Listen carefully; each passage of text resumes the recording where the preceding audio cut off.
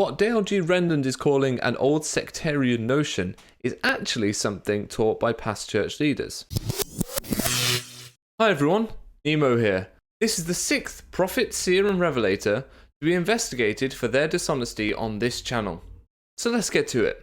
Demanding revelation from God is both arrogant and unproductive.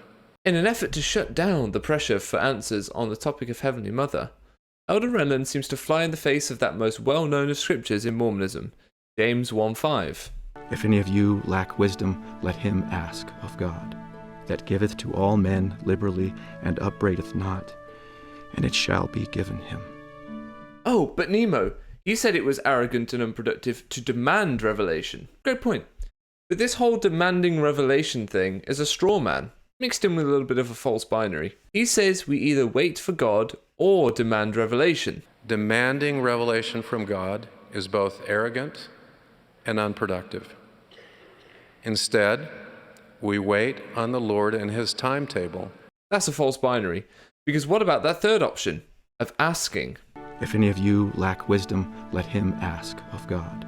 The straw man element is that demanding revelation is a gross mischaracterization of the actual position of those in the church who are asking the prophets to ask God for revelation. In other words, to do their job. They are painting the position of those members in a demanding light, so as to make it easier to dismiss. And don't get me started on how he is putting himself and his compatriots between us and God, saying the revelation will come through them, not to us. Latter-day prophets are similarly constrained. Demanding revelation from God is both arrogant and unproductive. Instead, we wait on the Lord and his timetable to reveal his truths through the means that he has established. He is riding roughshod over the concept of personal revelation, while also having just said, very little has been revealed about Mother in Heaven, but what we do know is summarized in a gospel topic found in our gospel library application. Once you've read what's there, you'll know everything that I know about the subject. I wish I knew more. So he knows very little, by his own admission. He's shutting down requests for him and his peers to enact their apostolic ability to seek revelation. And for good measure, he's also making it clear that on this topic at least, we are not entitled to personal revelation. Demanding revelation from God is both arrogant and unproductive. But okay, all that probably falls under teaching false doctrine, rather than lying. Then again, Elder Renlund does teach that prophets do not teach doctrines fabricated of their own minds. Ever since God appointed prophets, they've been authorized to speak on his behalf. But they don't pronounce doctrines fabricated of their own mind, or teach what hasn't been revealed. This notion falls down when you consider that Brigham Young taught blood atonement and the Adam-God doctrine. If this isn't a prophet teaching doctrines fabricated of their own mind, then the blood atonement and Adam-God doctrine were revealed to Brigham Young by God. Or teach what hasn't been revealed. Why is God having his prophet teach things which are later firmly declared false doctrine? The Adam-God doctrine is no longer church doctrine, and was actively disavowed by Spencer W. Kimball, 12th president of the church. We hope that you who teach in the various organizations, whether in the campuses or in our chapels, will always teach the orthodox truth.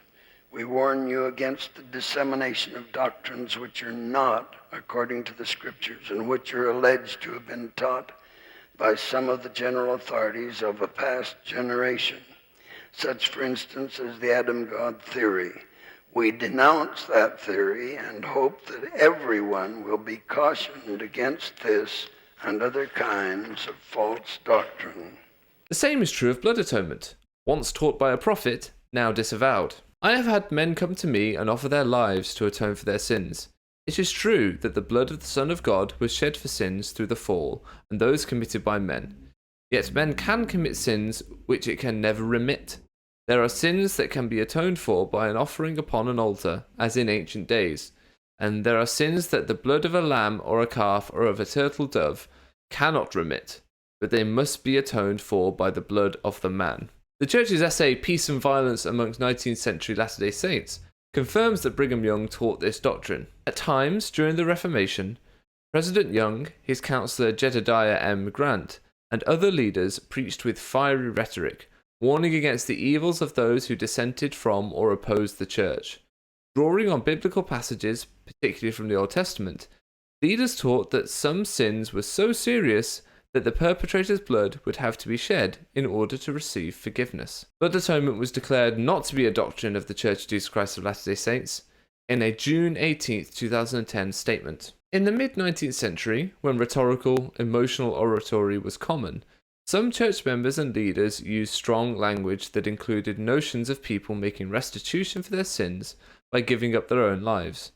However, so-called blood atonement, by which individuals would be required to shed their own blood to pay for their sins, is not a doctrine of the Church of Jesus Christ of Latter-day Saints. So if prophets don't pronounce doctrines fabricated of their own mind, or teach what hasn't been revealed, then why would God reveal false doctrine to prophets? Let me know what you think in the comments. The topic of suicide can be difficult. If you or someone you know is struggling, please call the numbers in the description and reach out for help.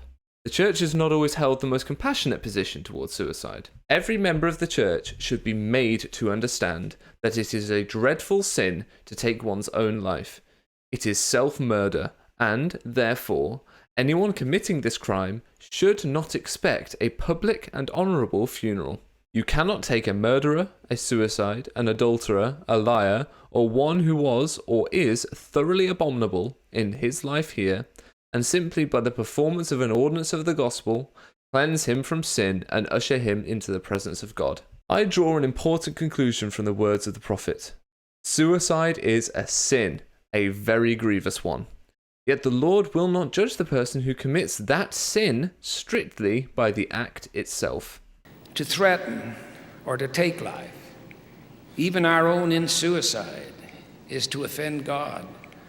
For he, quote, in all things hath forbidden it from the beginning of man. there's an old sectarian notion that suicide is a sin and that someone who commits suicide is banished to hell forever.